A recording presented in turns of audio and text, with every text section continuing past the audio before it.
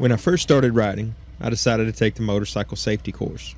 If you have never taken this course, I genuinely recommend that you consider doing so. Now, if you live in Kentucky, I strongly recommend that you look up my friend Tim over in Knott County. Anyway, the safety course helps you prepare for life on two wheels, even you guys that are on three wheels.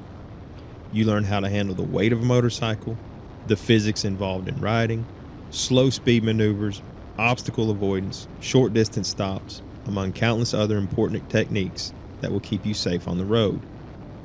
At the end of the class, there are two tests. One is a paper test, and the other is a road safety test. If you pass, you can get your motorcycle endorsement, and you will also have developed useful skills that will serve you well in your time on the road. But what I want to focus on today is the fact that you have to pass a test. In our lives, we face a broad variety of tests every single day. The question is, are you prepared for those tests? And are you prepared for the final exam? Now, I bet you didn't realize there'd be a final exam. But here's the thing about that last test. It's a pass-fail exam, and you're going to know your results immediately. The question is, will you hear, "Well done, my good and faithful servant," or will you hear, "Depart from me, for I never knew you"? Just like any other test you have taken in school, the tests that we encounter in life have a book that we must study and follow if we are to be successful. I'm sure you know what that book is, but just in case you're not completely positive, it is your Bible. Every single one of us faces trials in our lives. We battle temptation daily. How we are prepared to handle those trials, those temptations, has a lot to do with how much time we have spent studying for the final exam. In the first chapter of James, we find these words: "Count it all joy, my brothers, when you meet trials of various kinds." Notice James doesn't say if you meet trials of various kinds. He says when. It's going to happen. And if you're a Christian or if you're not a Christian, if you're saved or if you're lost, I can promise you can expect one thing in life: difficulty. What does he mean by count it all joy? How can we find joy in the trials of life? Trials have the potential of producing something good in us, and for this reason they are an opportunity for expressing joy.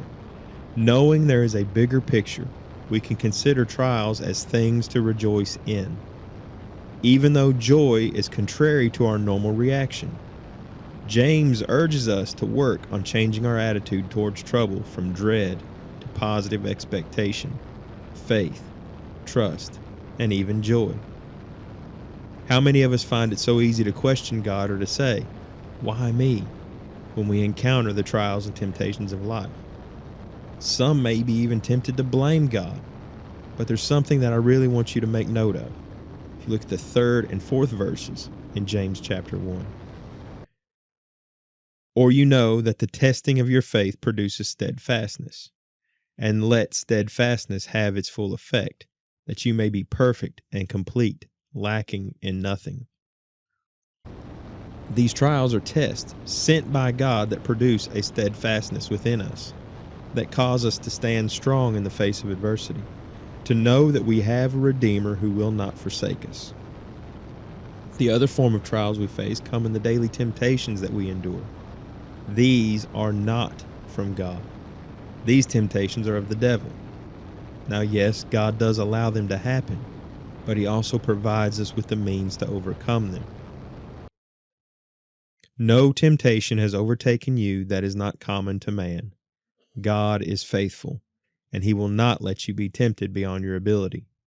But with the temptation, he will also provide the way of escape, that you may be able to endure it. God will not permit us to be tempted beyond our ability, and he will provide a way for us to escape the temptation. Ultimately, it is all to draw us closer to him and for his glory. As I mentioned earlier, temptation will come to all of us. Salvation does not preclude us from facing temptation. Personally, I think salvation makes the temptation more prevalent in our lives, because the devil does not want to lose his grip on you. The devil will start working overtime because he is losing you.